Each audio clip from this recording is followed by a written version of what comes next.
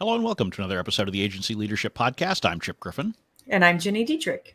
and this is the 150th episode of the Agency Leadership Woohoo! Podcast. The question Woohoo! is that the right size for a podcast episode archive?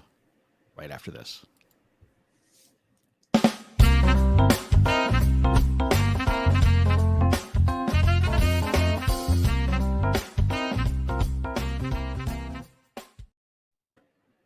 So there we go. 150 episodes. We're going to talk about not that today, because that would be boring to have a whole. That is pretty impressive, though. I'm impressed with us.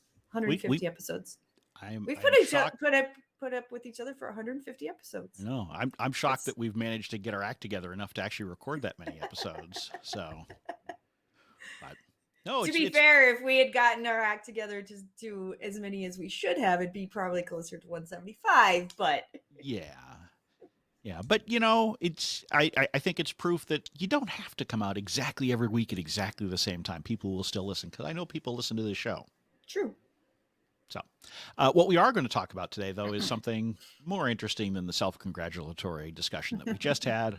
I think it's what's the ideal size for your agency, and this is a question that comes up a lot in different forms. Sometimes it comes up in the form of I'm working with a client and they just say, you know, I never want to be more than 10 people, or I want to have a 50-person agency, or they just straight up ask the question, how large should I get? What's the right size to do whatever, to be sold, to give me this or that, you know, and we're going to talk about that today. Yeah, I think the challenge is that especially Americans, we believe our society is very focused on scale and growth and large. And so we all tend to have this belief that the bigger your agency is, the more successful you are. And that's not necessarily true. It's not necessarily true. So I think it's an important conversation to have.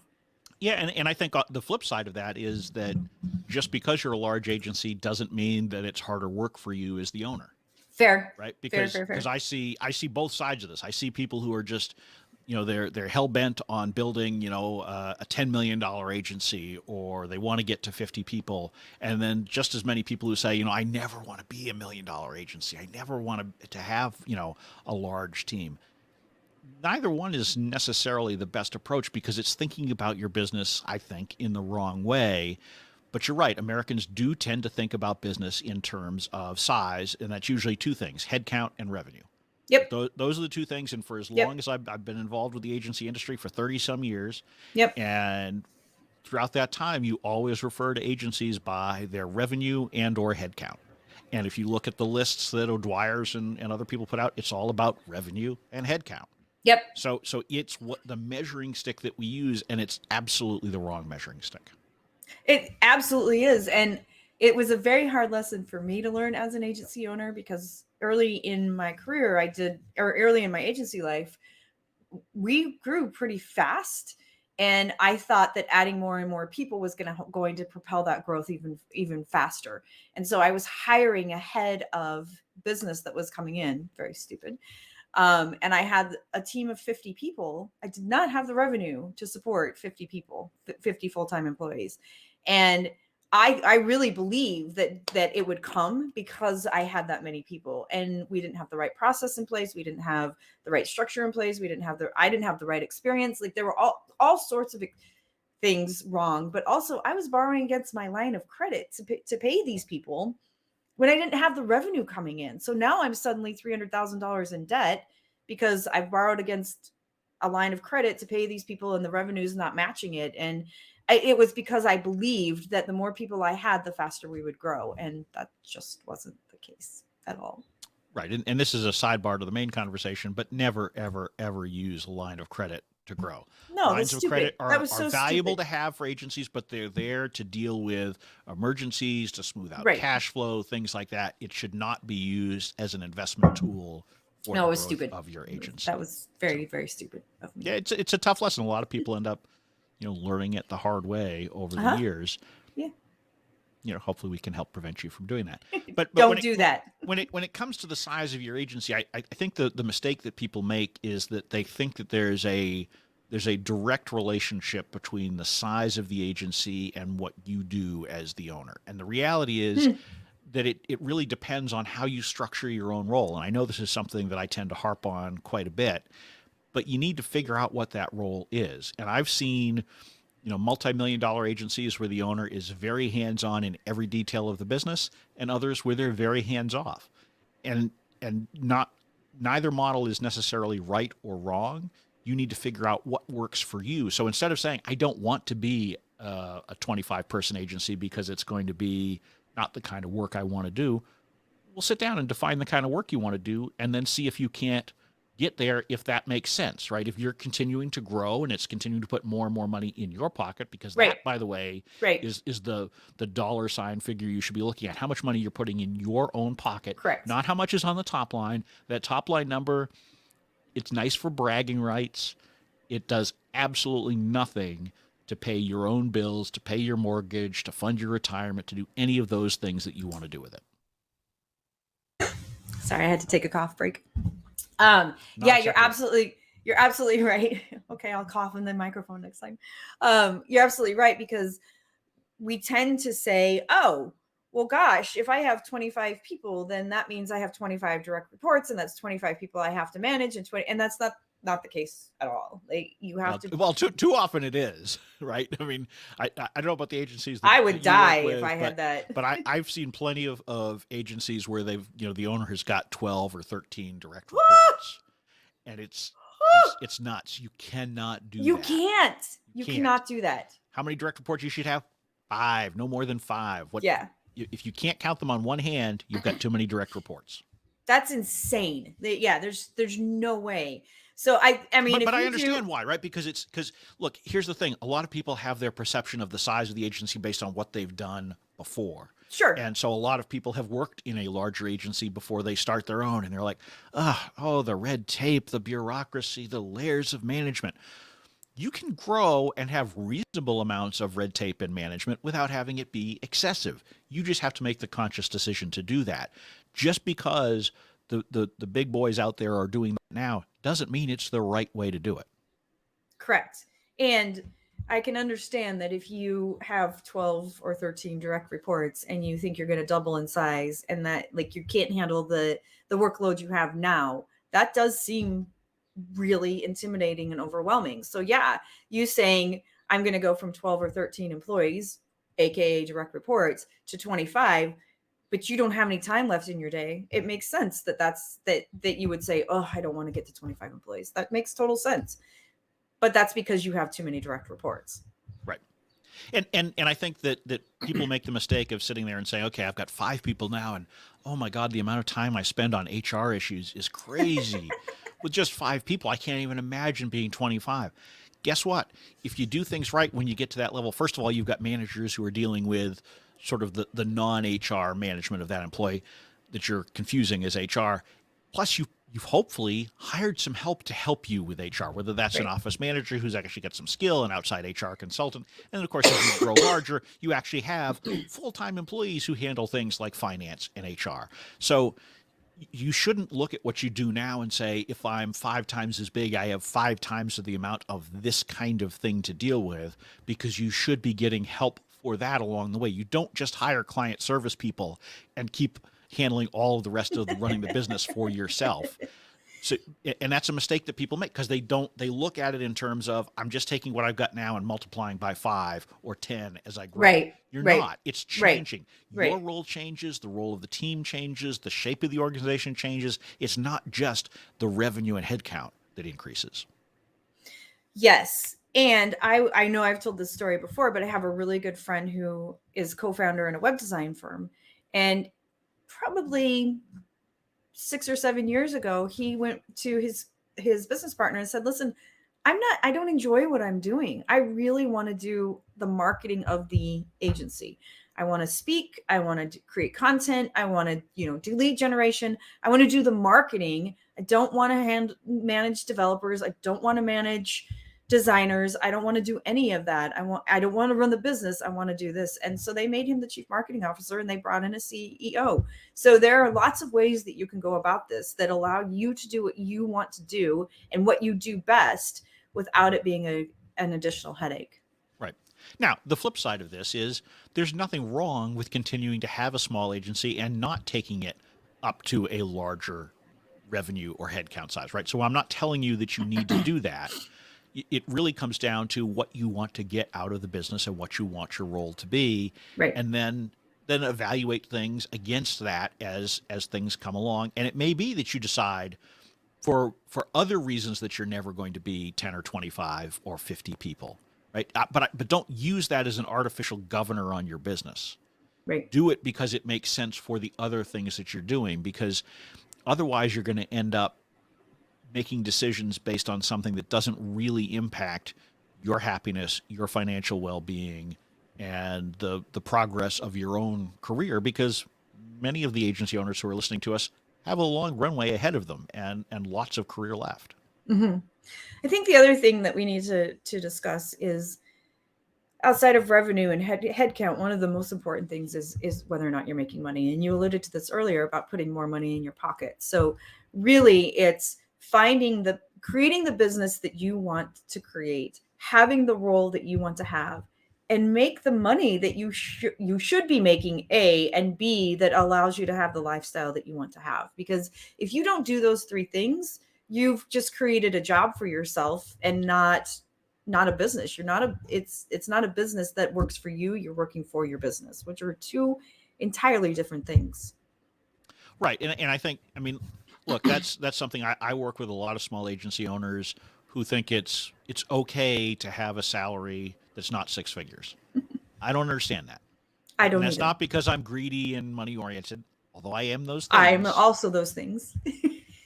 But the reality is that when you are running your own agency, the work that you're doing, if you were doing it anywhere else, would almost certainly be at least $100,000 a year in the United States. So while you may be living somewhere and you may have a lifestyle that you can support very nicely for less than that, and that's fine. I get it. I appreciate that. The reality is, if you're not structuring your business such that you're at least in the six-figure compensation category yourself, and preferably a good deal above that basic level, you're not really structuring a business that's sustainable. Right. Because you're probably charging far too little. And we've talked previously about how if you don't price correctly, you put yourself into a bind, because it makes it very difficult to grow effectively if your margins are not where they need to be. Right. It's going to make talent acquisition really difficult, because if you're sub six figures, then your team, if you're building it right, needs to be way below that. I mean, it's really hard. I mean, coming straight out of college, it's hard to get anybody for less than like $45K a year here in the U.S. Right. Right. I mean, I work with a lot of agencies. You cannot. Almost none of them can get anyone. Right. Which to me is mind-boggling, because my first job paid $12,000 right. a year, and I thought I was. But you're old, so. Wow.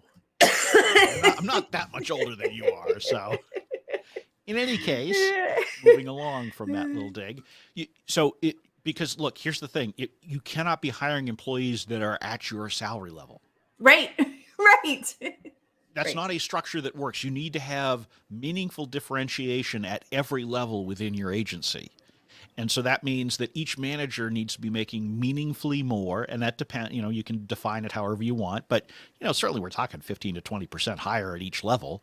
If I'm only making, a couple grand more than the person who's reporting to me, that over time, no matter how hard you say you ignore that, I guarantee you don't. I guarantee at some point you sit there, and particularly as the owner, you say, hey, everybody else gets to go home at 5 o'clock, and geez, I'm working until 10 o'clock at night, and I'm barely making more than they are. Why am I even running this business? So don't do that. Right? Make the decisions that are putting you in a position where you don't have to make those kinds of complaints. Yeah, I mean, this is your business. Do what you want. And if you're taking on too much work and you don't have the revenue to support it, that means that you aren't charging enough money.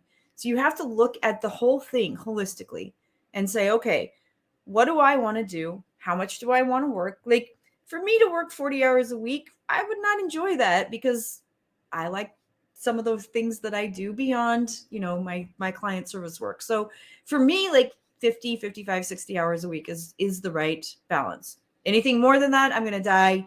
Anything less than that, I feel like I'm not serving my business in the way that I want to do that. That doesn't mean that's the right thing for everybody. It doesn't mean it's the right thing for anyone else. It's just the right thing for me. But I also know the kinds of things that I want to do in that extra 10 or 15, 20 hours a week outside of the client work that I'm doing. So that doesn't bother me.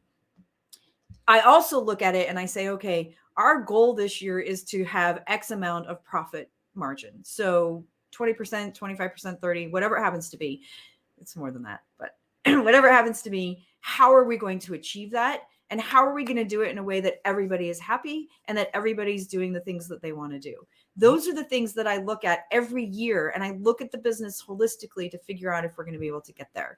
It's not about how many people we're going to hire. It's not about how many clients we're going to bring on. It's about profitability and whether or not I'm doing the things that I want to do. Well, and I love that you said this year. Right. Because one of the problems with this question of what's the ideal size for my agency is you're looking at an artificial metric for a time distant in the future, right? If I'm a 5-person agency right now, thinking about what it's like to be a 25-person agency is entirely theoretical. That's not something that's going to happen this year. You should not be. I know people love growth and they want to talk about, I want as much growth as I can get. I want to be on this list or that list. I guarantee you that if you go from 5 to 25 employees in 1 year, your life is going to be miserable. Yes. Right. I've owned businesses that have had incredibly rapid headcount growth. It's really painful. Painful. It's really painful. Yes. And so measured growth is much better. And so the problem is, it's sort of like, I said all sorts of things when I was 20 years old about what I was going to be doing career-wise 10, 20 years down the road. At one point I wanted to run for political office, all sorts of crazy stuff. The problem is that I'm looking at a future point in time through the lens of the past, effectively, right? And that doesn't work because you learn things along the way. As you go from 5 to 10 employees, maybe you make some adjustments. There are some things that you figure out, hey, I can actually structure this in a way that I like. I don't need to put an artificial governor on growth. Flip side, maybe as you go from 5 to 10, you're like, yeah, I just don't like this. I don't really see a way to restructure it the way that I want. I kind of liked being more of a really small, high-level strategic boutique at 5 people. We weren't doing a lot of the direct arms and legs stuff. We were just providing strategic counsel.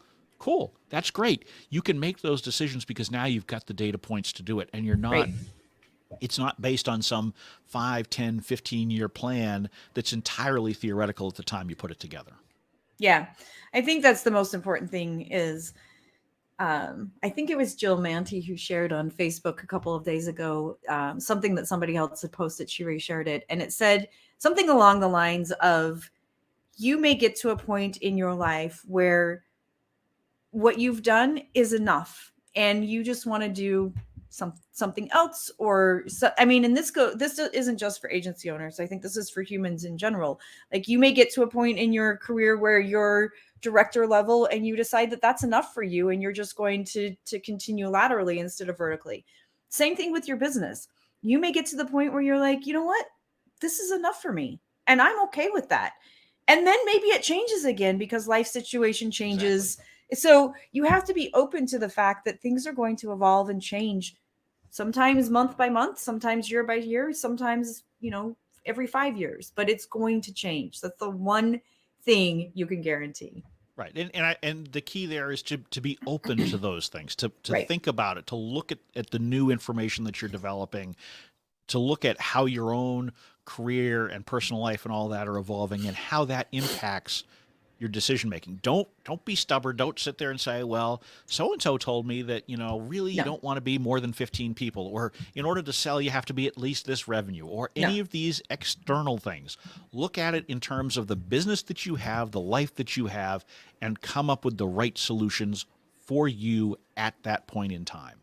Absolutely. I think if there's anything that we can leave you with, that's what it is what is right for you in this exact moment. And with that, we will not only leave you with that, we will leave you. We're going away. Well, until next week. Until 150. Next week with the asterisk that, if we get around to actually recording and publishing Fair, and all fair, that kind of yeah. stuff, because, Right. we've missed a few You weeks never know. along the way. It's life, we make these decisions in the moment each week. We don't say there's a certain number of episodes that we need in order to be happy. But this is the 150th, and we're pretty happy about that. So, we are very happy about that. And we're happy that you listened all the way to the end, and we look forward to seeing you back here next week or whenever we record again. I'm Chip Griffin. And I'm Ginny Dietrich. And it depends.